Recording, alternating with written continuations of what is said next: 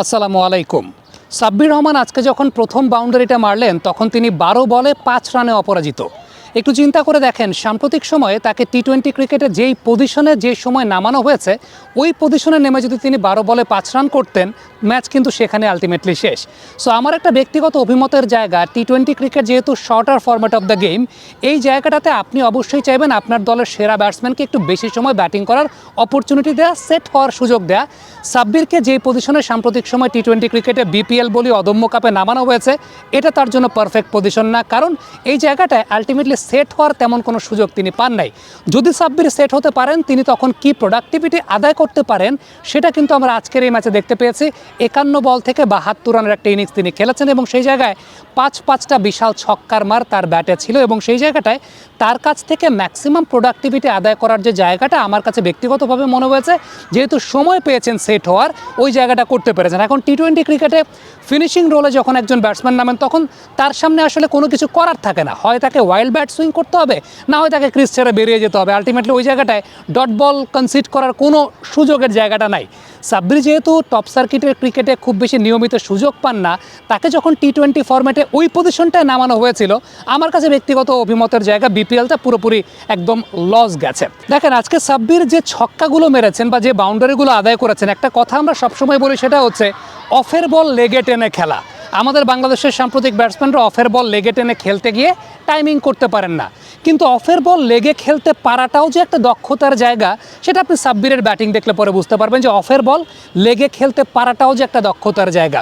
আপনি খেয়াল করে দেখবেন, একদম ইনিশিয়ালি তাসকিন আহমেদের অফ স্ট্যাম্পের বাইরের বলগুলো লেগে টেনে সাব্বির খেলছেন। এখন আপনি যদি লেগে টেনে খেলতে পারেন, টাইমিং করতে পারেন, সেটা তো অবশ্যই আপনার দক্ষতার জায়গা। একটা বিষয় খেয়াল করে দেখবেন যে লেগে টেনে যে তিনি খেলছিলেন, ব্যাকফুটের ব্যালেন্সের জায়গাটা লক্ষ্য করে দেখবেন, ব্যাকফুট কিন্তু কোনো নড়চড় হচ্ছে না, ব্যাকফুট একদম স্টেবল একটা অবস্থায় ছিল, যেটা আলটিমেটলি তার বডি ব্যালেন্সের একটা সবচেয়ে বড় এক্সাম্পলের জায়গা। আমি রিপন মণ্ডলের ওভারটাতে একটা এক্সাম্পল দিতে চাই। রিপন মণ্ডলের যে ওভারটাতে সাব্বির ৪৫ নম্বর ওভারে দেখলাম লং অনে একটা মারলেন, অফ স্ট্যাম্পের বাইরের বল ছিল, লং অনে একদম সলিড বেইজে তিনি মেরেছেন লং অন অঞ্চলের উপর দিয়ে। এরপর ঠিক তার ইমিডিয়েট পরের বলটা তিনি মারলেন কোন জায়গা দিয়ে, লং অফ অঞ্চল দিয়ে। একদম প্রত্যেকটা আপনি দুটো শটের ক্ষেত্রে যদি একটু তার ব্যাকফুটের ব্যালেন্সটাকে কম্পেয়ার করে দেখতে চান, ব্যাকফুটের ব্যালেন্সটা একদম স্টিফ, অর্থাৎ ব্যাকফুটটা নড়চড় ওইরকম নয়, ব্যাকফুট সরে যাচ্ছে না, চমৎকারভাবে বডি ব্যালেন্স মেনটেন করছেন। এই বিষয়টা সাব্বিরের ব্যাটিংয়ের সবচেয়ে বড় বৈশিষ্ট্যের জায়গা, যে বডি ব্যালেন্সটা মানে I pleasing and treat to watch, তার ব্যাটিংয়ের জায়গাটা ঠিক এই পার্টিকুলার জায়গাটাতে। দেন তাসকিনকে আমি এর পরের ওভারে তাকে যে শটগুলো করতে দেখলাম, ওই শটগুলোর ক্ষেত্রেও লক্ষ্য করে দেখবেন যে ব্যাকফুটের ব্যালেন্স বা ব্যাকফুটের স্টেবিলিটির জায়গাটা ইট ওয়াজ রিয়েলি টপ নচ। আমার কাছে মনে হয় যে সাব্বিরের ব্যাটিং দর্শকরা কেন উপভোগ করেন দেখতে, কারণ হাফ হার্টেড কোনো কিছু না। সাব্বিরের ব্যাটিংয়ের সময়টা যেদিন তিনি খেলেন, যেদিন তিনি ফ্লোতে থাকেন, ব্যালেন্সটা প্রপারলি থাকে, ফুল সুইং অফ দ্য ব্যাট থাকে এবং ফুল ফেজে তিনি শটগুলোকে খেলেন এবং শটের মধ্যে আপনি কোনো জড়তার জায়গাটা লক্ষ্য করবেন না। আবারও বলি, সেটা হচ্ছে আপনি আজকে সাব্বিরের এই ইনিংসটা দেখতে পেরেছেন কারণ সেট হওয়ার টাইম পেয়েছেন। টি-20 ফরম্যাটে আসলে সাব্বির যেই পজিশনে নামছেন, ওই পজিশনটাতে ওই পজিশনটাতে হয় আপনাকে মারতে হবে, যেদিন লাগবে তো লাগবে, যেদিন লাগবে না লাগবে না। আনফর্চুনেটলি লাস্ট দুইটা ফিনিশিংয়ের যেখানে সুযোগ ছিল, দুটার সময় সাব্বিরের সামনে মোস্তাফিজুর রহমান, এখন মোস্তাফিজুর রহমানের সামনে পৃথিবীর কোনো ব্যাটসম্যানই আসলে ঠিকঠাক মতো দেখা যায় স্বাচ্ছন্দ্যে ব্যাটিং করতে পারে না। বাট এটা আমি বলছি না যে আলটিমেটলি এটা মানে অজুহাতের কোনো কিছু, বাট এটা তিনি পারেন না ওই সময়, সেটা তার ব্যর্থতার জায়গা। বাট তার কাছ থেকে ম্যাক্সিমাম প্রোডাক্টিভিটি আদায় করতে চাইলে আমার কাছে মনে হয় যে টি-20 ফরম্যাটে তাকে একটু আগের দিকে ৪ নম্বর পজিশনটা, এটা তার জন্য একটা পারফেক্ট পজিশন।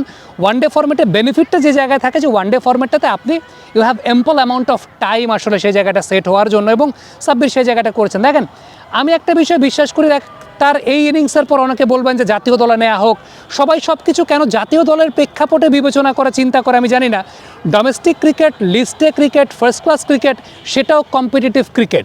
আমার মনে হয় যে সেগুলোকে আমাদের এনজয় করা উচিত। জাতীয় দলের সুযোগ পেতে গেলে নিয়মিতভাবে পারফর্ম করাটা খুব জরুরি। হ্যাঁ, আমরা এটা বলতে পারি যে সাব্বির যাতে নিয়মিত পারফর্ম করার সুযোগ পান ডোমেস্টিক ফরম্যাটগুলোতে, সেই জায়গাটা ডোমেস্টিক টিমগুলোর এনশিওর করা উচিত।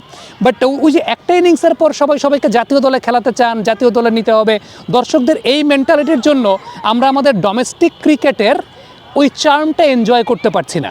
ডোমেস্টিক ক্রিকেটের যে একটা আলাদা বৈশিষ্ট্যের জায়গা আছে, ডোমেস্টিক ক্রিকেটটাও যে একটা ক্রিকেট যেটা একটা দেশের ক্রিকেট কাঠামোটাকে সুরক্ষিত রাখে, একটা দেশের ক্রিকেট কাঠামোটাকে সুগম রাখে, একটা দেশের ক্রিকেট কাঠামোটাকে সুন্দর করে, আমরা সেই জায়গাটা কখনো চিন্তা করতে পারছি না। কেউ একটা ইনিংস ভালো খেললে জাতীয় দলে এসে তো পারে না, জাতীয় দলে তারা নেওয়া উচিত, এই টাইপের কনভারসেশন হয়। দেখেন যদি এরকমই হতো, আমি পার্শ্ববর্তী দেশের এক্সাম্পল দিই, ওয়াসিম জাফররা 40-42 বছর বয়স পর্যন্ত খেলে গেছেন। কেন খেলে গেছেন?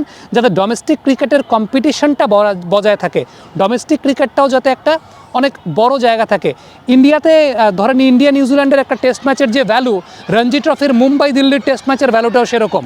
আপনি যদি চিন্তা করে দেখেন যে অস্ট্রেলিয়া নিউজিল্যান্ড টেস্ট ম্যাচের যে ভ্যালু, বা অস্ট্রেলিয়া সাউথ আফ্রিকা টেস্ট ম্যাচের যে ভ্যালু, শেফিল্ড শিল্ডে কুইন্সল্যান্ড ভিক্টোরিয়ার ম্যাচের সেই লেভেলের ভ্যালু, কারণ তারা সেই জায়গাগুলোকে কদর করে, তারা ওইটা চিন্তা করে না সাপোজ রব কুইনি আজকে পারফর্ম করছে ডোমেস্টিক ক্রিকেটে, বাস কালকেই তারা জাতীয় দলে নামায় দেন। বিষয়টা এরকম না, ডোমেস্টিক ক্রিকেটে একটা প্লেয়ার পারফর্ম করছেন, সেই পারফরমেন্সটাকে তারা এনজয় করেন, সেই পারফরমেন্সটাকে তারা ভ্যালু দেন, এবং এইভাবে একটা দেশের ক্রিকেট কাঠামো আসলে গঠিত হয়। আমি সাব্বিরের যে বিষয়টা নিয়ে বলছিলাম যে তার ব্যাকফুটের ব্যালেন্সের জায়গাটা, Sabbir he is a very good friend of mine. আমি সাব্বির রহমানের ব্যাকফুট ব্যালেন্সের এই পুরো বিষয়টা সম্পর্কে জানি যে তিনি ওয়েট বল 600 গ্রাম ওজনের যে ওয়েট বল, সে 600 গ্রাম ওজনের ওয়েট বল দিয়ে এরকম হিটিং প্র্যাকটিস করেছেন বা নিয়মিতভাবে করেন, যেটা তার ব্যাকফুটের ব্যালেন্সকে অনেক বেশি মাত্রায় সমন্বিত রাখে। আরেকটা ছোট্ট ড্রিল আমি দর্শকদেরকে দেখাতে চাই, যারা ইয়াং ক্রিকেটার্স আছেন, আপনি ব্যাকফুটের এই ব্যালেন্সটাকে সমন্বিত রাখার জন্য অনেকেরই দেখা যায় যে আপনি হয়তো বা শর্ট খেলছেন, এই শর্ট খেলছেন ব্যাকফুট সরে যাচ্ছে বা ব্যাকফুট থাকছে না। এর জন্য আপনি যে কাজ করতে পারেন, আপনি এই যে পেছনের পায়ের ঠিক ইমিডিয়েট সামনে এরকম একটা মার্কার রাখবেন, দেন আপনি সামনের পাটা এরকম স্থাপন করবেন।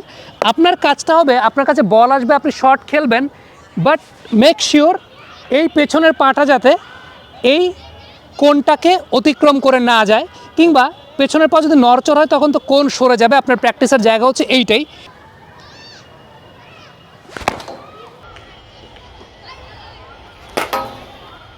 আপনি খেয়াল করে দেখেন এই শটটার সময় আমার এই যে পেছনের পাটা, এই পেছনের পা কিন্তু এই কোণকে বা এই মার্কারকে অতিক্রম করে যায় নাই। সো আমার প্র্যাকটিসের জায়গাটা এটাই।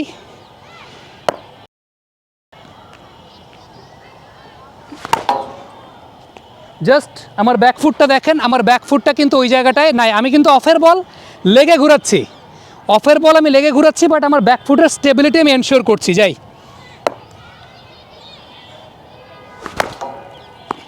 আমার এই ব্যাকফুটটা সরবে না। হ্যাঁ, ব্যাকফুট সরলে এই মার্কারটা বা এই কোণটাও কিন্তু সরে যেত। সো প্র্যাকটিসের জায়গাটা এটা। আরও কয়েকটা দেখার চেষ্টা করি, যারা ইয়াং ক্রিকেটার্স আছেন এই প্র্যাকটিসটা করতে পারেন। জাস্ট লুক, ব্যাকফুট কিন্তু সরে নাই। So this is the thing. এই জায়গাটা আমার কাছে মনে হয় যে আপনি যখন ব্যাকফুটের স্টেবিলিটি নিয়ে চিন্তা করবেন, আপনার এই ছোট্ট ড্রিলটা আপনি করতে পারেন। আরেকটা বিষয় যেটা সাব্বির করেন, 600 গ্রাম ওজনের কিছু বল আছে, স্পোর্টস ইকুইপমেন্টের যে দোকানগুলো আছে সেই দোকানগুলোতে আপনি পাবেন। 600 গ্রাম ওজনের বলগুলো দিয়ে এই প্র্যাকটিসটা আপনি যখন করবেন, আপনার বডি ব্যালেন্সটা অনেক বেশি মাত্রায় বৃদ্ধি পাবে। Thank you so much. Comment বক্সে আপনাদের মন্তব্য মতামত জানতে চাই।